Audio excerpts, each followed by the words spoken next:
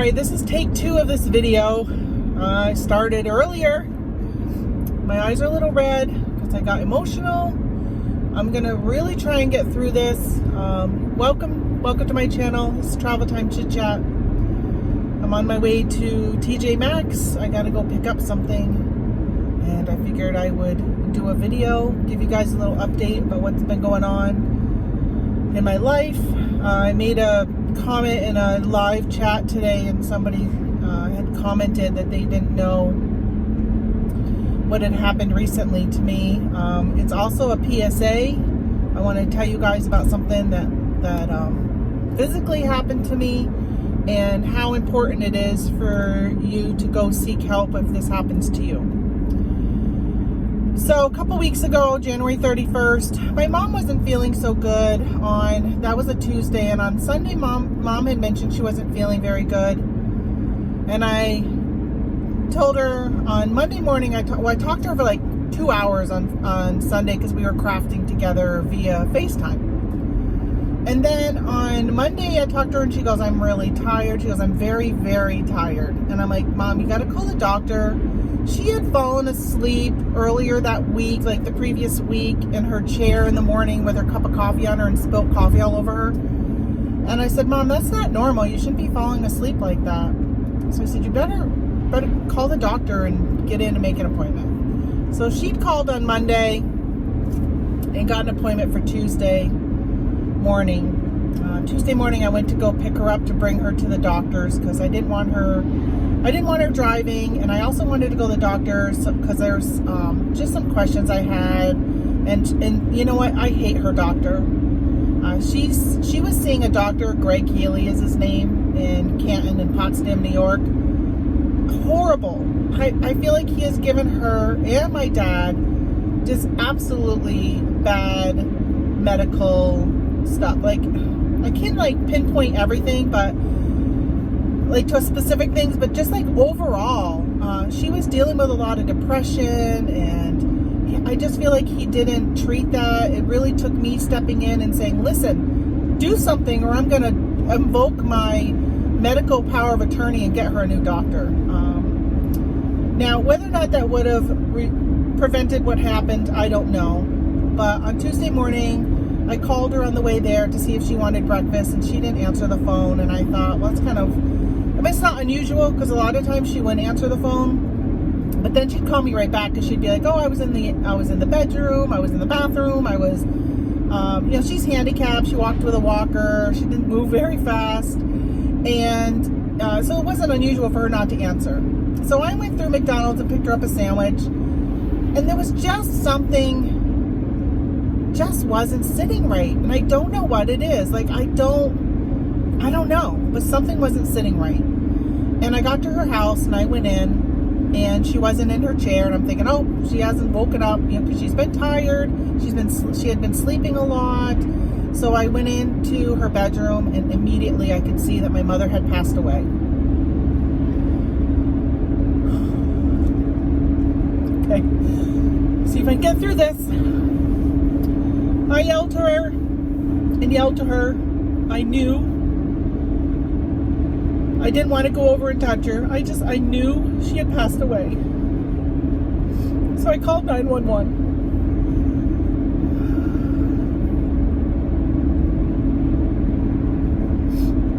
Police got there pretty quickly, and they said, yeah, she's cold, she's deceased. Then we had to wait for the coroner. The ambulance had gotten there, and they sent the ambulance away. And then we had to wait for the coroner, and then the funeral director came. And in the meantime, I had to call my siblings and my children and my husband and let them know.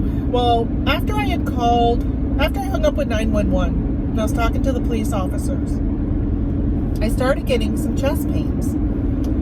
And I kept telling them, I'm like, "Oh, my chest is really hurting me." Honestly, I wish that the ambulance wouldn't have left because they could have checked me over. But this was at 9 in the morning, and every time I would call somebody and tell them that my mom had passed, their mother had passed, or their grandmother had passed, I would get really bad chest pains. When I would cry, it would increase. So it was probably on a scale of 1 to 10, it was probably always at like a 3 to a 4. But then when I would cry, it would jump to like a 6 and 7. It was really severe. And I said to my husband, we were there until, oh gosh, I think it was 1 o'clock. We didn't leave the house until 1. We had to meet the funeral director at 1 o'clock. And I think we were with him for about a half hour. And then it's about a half hour, 40-minute drive home. And I told my husband, I said, I'm going to go lay down, see if I can get rid of this chest pain that I was having. And I thought maybe, I was like, it's got to be stress, it's got to be anxiety, dealing with what I've been dealing with. And I said, let me just go rest and see if I can get my chest pain to settle down, go away, whatever. By then it was about 2:30, probably more closer to 3 o'clock in the afternoon. And it had moved. That was the only symptom I had, was the chest pain. But by 3 in the afternoon, it had moved to my back, and in between my shoulder blades was really starting to bother me. And I told my husband, I said, why don't you call the doctor for me? I said, because I can't talk. Anytime I would mention my mother, I would break down in tears, and of course that just made the pain even more unbearable. So I said, can you call the doctor's office for me? Maybe there's something they can give me, like Xanax or something for anxiety, just to help calm me down, because you hear about that a lot, where people, they lose a loved one and they get, I don't know if they get pain or whatever, but they can't sleep, so they give them sleeping pills and stuff like that. So I'm like, I need something to kind of clear my head and to just relax me, to get this pain away. Well, thankfully, the doctor's office, the nurse said she wouldn't give me anything, but I should go to the ER and they will give me something at the ER. So I hung up the phone. Well, my husband hung up the phone, and he's like, I heard everything, and I said, I'm not going to the ER. It's just, it's just stress. I just lost my mother. So about 10 minutes went by, and it was now about almost 4 o'clock in the afternoon. And I said, I don't want to go all night long with this chest pain. So let's go to the ER. Let's get some Xanax or something. I didn't even know if there was something over the counter I could take. I wasn't sure. I wasn't looking for really Xanax. I just needed something for relief, and I was hoping that they could just tell me what to take. Well, I went and they did a EKG, and they came back and they said, well, the EKG is showing that possible heart attack.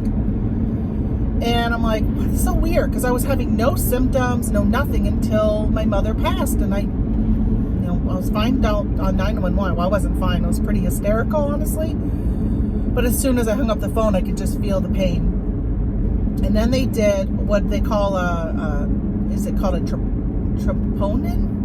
Something like that. Starts with a T and ends with an N. I think it's like troponin or something along those lines is the name of it. And that is a blood test that they do immediately, and then they do it again an hour later, and sometimes 3 hours later. But they do it immediately to see, because it's a hormone, this is what my understanding is, a hormone that your body releases when it is getting damaged. So that's a sign of a heart attack. Well, they want that number to be a 50. My number was 803. So they came in and they said, you are having a heart attack. They had knew what happened earlier that day, and I had actually done a Google search about, honestly trying to find, how can I reduce the stress myself, and found out, because somebody kept saying, oh, you got a broken heart, and I'm like, well, yeah, I got a broken heart, right? I lost my mother. Well, there is, and this is the PSA of this video, there is something that is called broken heart syndrome. And I don't have the name of it in front of me, but it's actually a type of cardiomyopathy. The name means octopus, because what happens is your heart inflates. It ends up looking like some special type of Japanese octopus.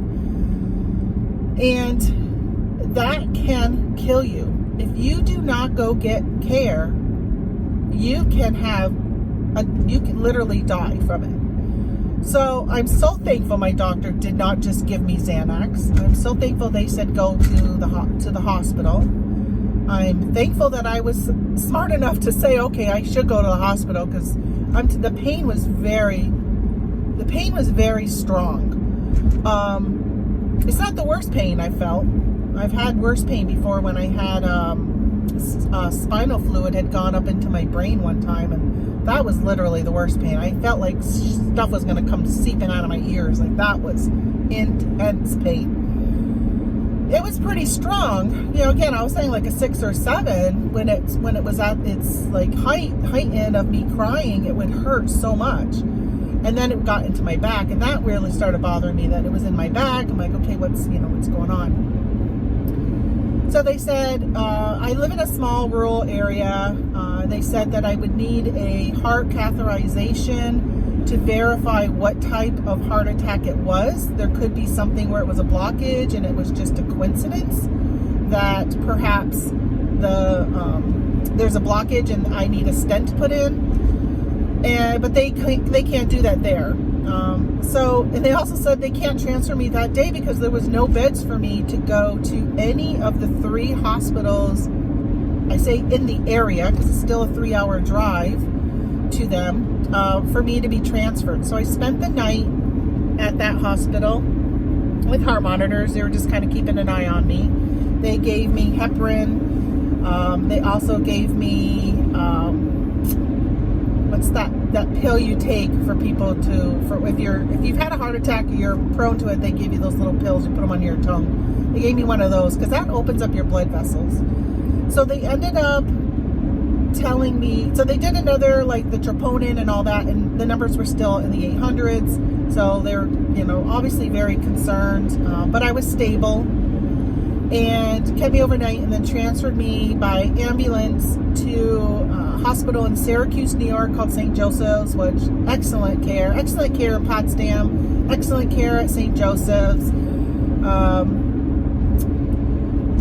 So I had a heart catheterization done, and I got to tell you, so I kept telling my husband, who was with me along the whole way, except, of course, he went home, but he followed the ambulance the 3 hours with the gas light on for part of it. He was very worried about running out of gas, but didn't want to not be with the ambulance when I got to the hospital. So my husband, for those who have been following my channel, he had a heart attack 2 years ago when we were in Utah. We had gone off-roading, extremely stressful trail that we were on. I literally was in tears saying, get us the hell off this trail. Like, I was done. I have a fear of heights, but these heights were, I did the Colorado trails, and that was the heights were bad there. But for these, it was just, I just wanted to be, I was done. And there was no doubt my husband was stressed also. He said that he also was fearful, because he also has a fear of heights. But for some reason, he wants to go back this summer and hit those trails again, which I'm not going. I won't go on any of those trails. So I told him, I said, you had a heart attack after you went on had a very stressful day. He had his heart attack, but he also needed a stent, and he has some arteries that are still kind of blocked, but not enough to put a stent in. So I said, maybe the stressful event was enough to, bring up whatever issue I've got going with my heart. So I get to the cath lab, and all I hear is everything looks great. My arteries are perfectly fine. They're clear. And at that point, because they couldn't see any reason that had caused the heart attack, they said that it was because of broken heart syndrome. And then they were like, good thing you went to the hospital when you did. I could have went to sleep, and I could have died of a heart attack from not getting treatment, from the stress. So what happens is, I guess there's a hormone that your kidneys produce, and when you are under stress, that hormone is released, and it can do damage to, maybe because it's large quantities of it or something. I don't know exactly, but it can do damage to your heart. One thing that's really good about this type of heart attack versus if I needed a stent or a valve replacement or whatever else, when you have damage to your heart, this is my understanding, when you have damage to your heart from, let's say, lack of oxygen because of a blockage, that is permanent damage that happens to your heart. Your heart does not recover from that. So for me, I was told that my heart will recover, or should recover. I pretty much was told will recover from this. I got to go for another echocardiogram, which they had done one, and it showed that there was damage to my heart. But they said that when I go for my echocardiogram in March, it should show that it has 100% repaired itself. So that is good. And it is really good to know that I've had my arteries all looked at and I have no blockages building up or any, not even like a 1%. Like they said they were perfectly good and clear. So that is really good to know. So they put me on a beta blocker, which helps with keeping, I guess, that hormone from affecting your heart. Because going forward, I still had to deal with at that point,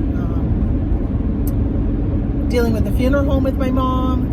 And I got to this weekend, which is President's Day weekend, my siblings, they all live in Vermont. They're coming over, except for one of my sisters isn't able to because her husband's got COVID now.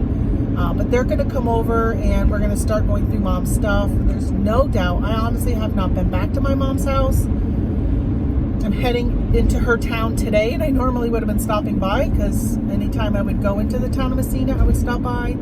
I have not gone to her house. I know it's going to be emotional for me. Honestly, I could feel myself getting emotional again just talking about it. So, hopefully, the medicine that I'm on will keep me from having another heart attack. But it is really nice to know. Like a lot of times, so my grandparents, my dad's parents, died within like 2 months of each other. And you hear sometimes people that have been together for a long time, when one dies, it's not uncommon for the other one to pass away. And people will always say, yeah, they died of a broken heart. Well, you know, they may have really died from a broken heart. Like seriously, that broken heart syndrome, if you ignore the pain that you're getting, and maybe, I don't know, there's a possibility that you don't get the pain as strong as I got it to say I've got to go to the hospital because it was that strong. But let's say it was just a slight pain, and you just kind of ignored it. Maybe that's, enough that can actually kill somebody. So that's your PSA for today. It's an update about me. Mom and I had a plan last week. We're supposed to go sourcing. So I've decided I'm not sourcing for a little while, except today I gotta go because I oversold something. I gotta go see if I can find more of it at TJ Maxx. But I'm not sourcing for a while, which I love sourcing. It's one of my favorite things to do. But I'm not gonna source because as I'm going through my mom's stuff, our plan is, so there's 4 of us kids, there's 10 grandkids. So the plan is for the 4 of us to label, I bought some colored like masking tape on Amazon, and we'll each take a color and we'll just go around, and anything that we want, we can put a tape on it. And then if you're the only one who taped it, then you get it. If there's more than one, then whoever will have to deal with how we're going to figure out that. But then once the 4 of us kids go through stuff, then we'll have the grandkids go through via FaceTime because they all live in Vermont. Yeah, all of the grandkids live in Vermont. So we will do a FaceTime with them, with each of our kids, and see what they may want from the house. Excuse me. And then at that point, we'll probably just like any large things like furniture, we'll list on Facebook Marketplace. Probably anything that's of larger value, we'll do that too. But there's no doubt that majority of my siblings will say, let's just donate it. And I did talk to 2 of them already. I still have 1 sibling to talk to that my plan is, if it's something that's in the donation pile, at that point, I'm going to go through the stuff that would be donated, and I will take out anything of value that is worth listing on eBay. I did tell them that my plan was not to list it, sell it, and then split it by the four of us. If it was going to be donated, then I'm taking it, and it belongs to me to sell, and I keep whatever I make from it. If the fourth sibling has an issue with that, then I will, or the other two decide that they now have an issue with it, then we'll just donate everything. Because I don't want to go through the process of photographing, listing, shipping, and then keeping track of the accounting to decide how much everyone gets. They can do that if they want. And if they want to take it and list it on eBay, they can take it and list it on eBay. I have no problem with that. We can divide and conquer the stuff, which two of my siblings used to sell on eBay, but they don't anymore. But if they want to do that, I have nothing wrong with that. But if we're going to donate it, then why not just give it to me to let me sell it instead of going out and sourcing? So I'm kind of putting off doing any sourcing because I don't know how much I'm going to end up with my mom's. I do know that she has got a ton of craft supplies.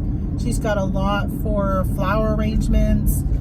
Her and I were, as a lot of you know, her and I did a lot of crafting together. We used to make tier trays. She did a lot of flower arrangements. And then we switched over to junk journals. I tried to do a junk journal, I think it was the weekend after she passed. It was on Sunday. And football, was football on? Or no, there was no football. I think there was a break. I think that was the weekend there was no football. But I was trying to do a junk journal, finish one that I had started. Honestly, on Sunday when I talked to my mom, I had told her that I had sat down that Sunday morning and came up with some more plans for the year and getting a little more organized and getting my business organized, finding a life-work balance. And one of the things I wanted to do was to start carving out time to craft with her again. And because we had kind of from like November and of course December, she was in the hospital for a knee infection she had. And so we had kind of taken a break from that. So I said, on Tuesdays, I want to go to your house and I'll craft on Tuesdays with you. And then on Sunday, I'm going to craft at my house. And she had said, oh, good. Gives me a chance to get out and go to your house if the weather's good. Sorry, I haven't had an itch. So on Tuesday, when I was going to pick her up to bring her to the doctor's, I had brought a bunch of crafting stuff. So when we got back from the doctor's, we would craft. I mean, honestly, I had no idea that she was sick enough to die.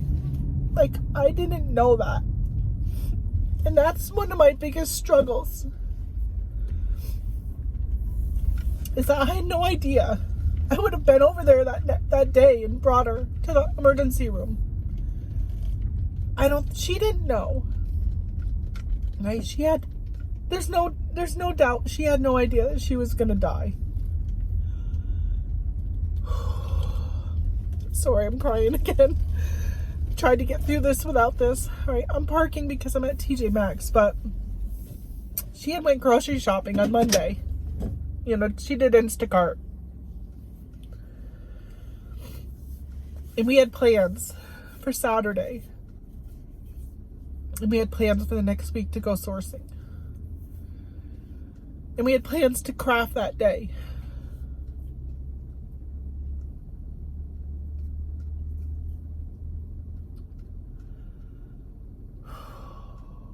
It's tough. That's tough. But, okay, well, I'm going to finish this because I got to get my eyes not to be so red to go into TJ Maxx. But I wanted to give you guys an update of where I've been.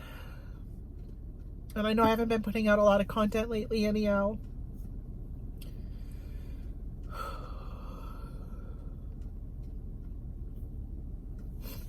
All right. I'm just going to end it. Okay. Bye. Oh, first, before I end it, I wanted to thank Holly. And I wanted to thank Michael, the Thrifting Goomba, for your very generous items you guys sent me. Really, really appreciate it. I know I've gotten some messages and emails and stuff from some of you. Thank you, because some of you are friends with me on Facebook. So I really appreciate the outpouring support from my friends and family and my mother's friends. It's been amazing. It's what gives me strength each day. So thank you so much. All right, now I'm going to say goodbye.